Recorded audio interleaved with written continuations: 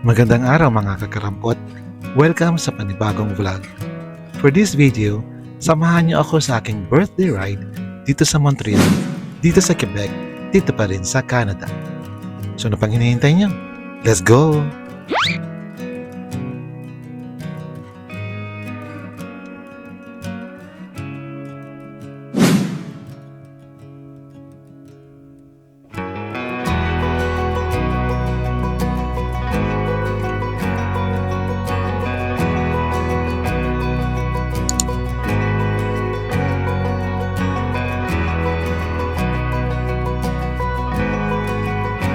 Dahil birthday ko naman mga kakarampot, ako'y pagbigyan niyo muna. Dahil ako'y magmuni-muni sa isa sa mga bagay na nangyayari kapag ako ay nagra-ride. At ito ay ang pag-iisip tungkol sa mga bagay-bagay habang nagra-ride. Malinaw ba? Pagbigyan niyo na ako, birthday ko naman.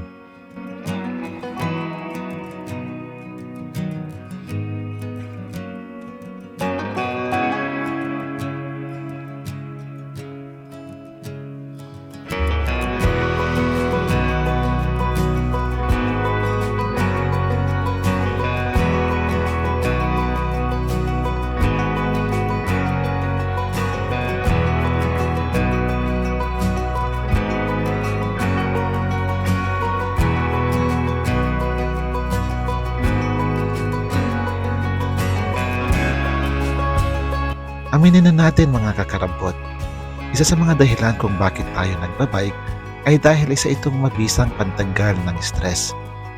Binibigyan nito tayo ng pagkakataon na kahit sa konting panahon ay mawala sa isip natin ang mga bagay na nagbibigay ng bigat sa ating dibdib. Sa mga ilang oras na yon o sa ilang araw kung yan man ay multi-day ride, ang mga isip natin ay nakatutok sa ibang bagay. Tulad ng ruta, layo ng pupuntahan, gaano katarik ang ahon, saan magpapahinga, saan kakain, at iba pa. Halos buong isipan mo nakatutok sa ride. And for those moments na ipapahinga ang isip mula sa mga suliranin. Pero meron ding mga pagkakataon, lalong-lalo na kung in the zone ka na. Di mo na rin naiisip ang mga ito. And then your mind goes blank. Then what do you do pag nablangko ang isipan? Kasi honestly, di mo pwedeng patagalin ang ganitong estado. Dahil you still have to be present in the moment. You must still be aware of the traffic, of other riders, of the trail conditions. So you have to make the mind stay sharp for your own safety.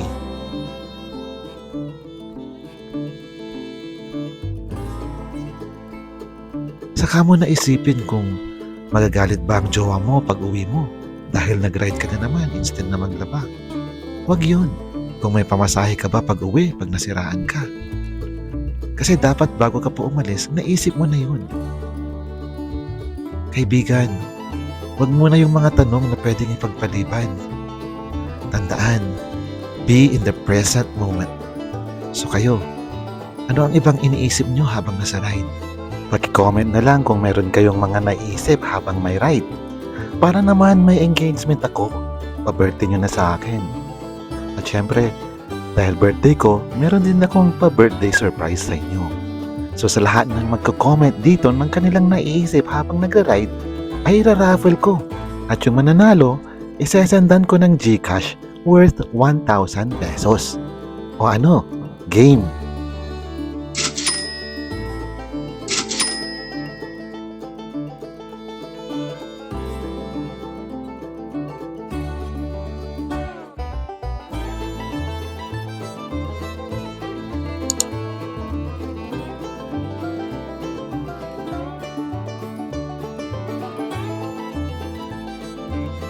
Ewan ko sa inyo ha.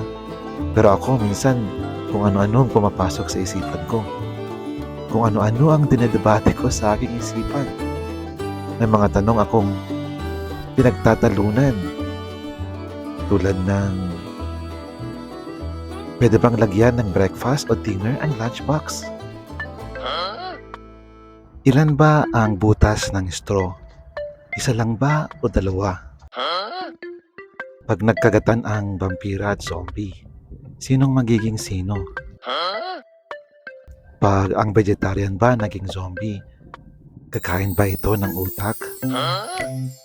Bakit yung boxing ring square? Basa ba ang tubig? Dahil kung basa ito, anong nakabasa sa tubig? Yan tuloy kung ano-ano kasing iniisip natin. Bawal pala ang bike sa isa sana nating pupuntahan. Sayang. Teka, pasukin natin.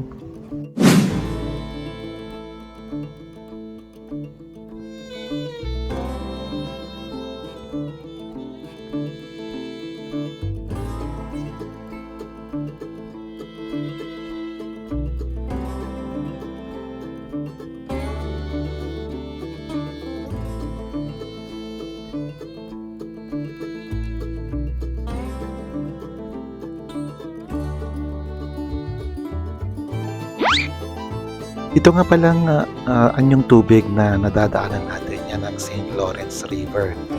At itong trail na to ay bahagi ng magkasunod-sunod na mga part na nasa wikang French.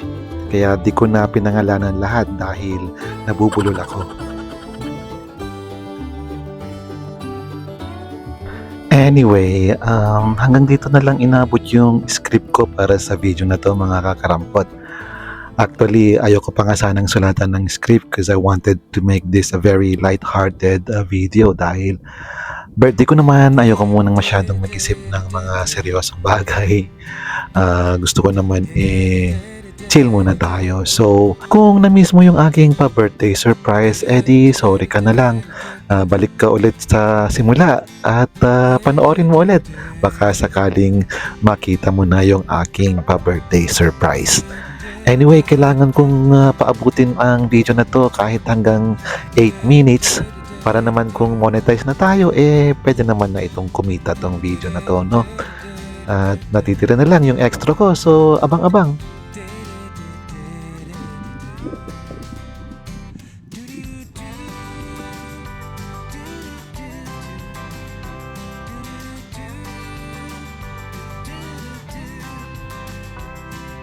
So hanggang dito na lamang mga kakarapot. Maraming salamat sa inyong panonood. Sana nag-enjoy kayo. Kung di naman kayo nag-enjoy, sana natuto. Kung di naman kayo natuto, sana nag-enjoy pa rin kahit paano. Don't forget to like, comment, share, at ang importante sa lahat, mag-subscribe. Yun na kung di ka pa subscribe. At kung may time ka pa, click mo na yung notification bell to be notified of future vlogs. So hanggang dito na lamang. Maraming salamat. Hanggang sa muli, paalam.